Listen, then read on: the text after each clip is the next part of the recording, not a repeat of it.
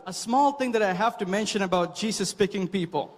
You see, we keep hearing about these people being picked by God and being used by God mightily, right? చూడండి, మనం చూస్తూ ఉంటాము చాలా సార్లు దేవుడు అనేక మందిని ఎన్నుకొని వాడుకుంటూ ఉంటాడనేది మనం గమనిస్తూ ఉంటాం. And we see that God loves us all equally and that he will pick anybody for his ministry, or it's like a random lottery.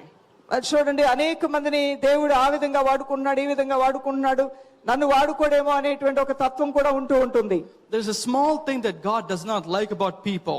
One thing that God despises in people is laziness. దేవునికి ఇష్టం లేనటువంటి విషయం ఏంటి అంటే మనుషుల్లో బద్ధకం అనేది దేవుడు ఏమాత్రం కూడా ఇష్టపడడండి. If he finds a person lazy, he will not pick him.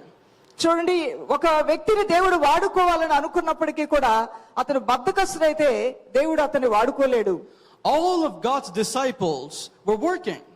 యేసుక్రీస్తు ప్రభువారి యొక్క శిష్యులందరూ కూడా కష్టపడి పనిచేసేటువంటి వారే. All the missionaries that you have heard of, they were working on something in their lives. చూడండి, మిషనరీస్ గా దేవుని చేత ప్రత్యేకింపబడి వాడబడినటువంటి వారందరూ కూడా ఏదో ఒక విషయంలో వారి జీవితంలో చాలా కష్టపడినటువంటి తత్వం కలిగిన వారే. So God knew if he was asking him to carry their cross and the burden of many people across many countries, then he would pick the right person who would work.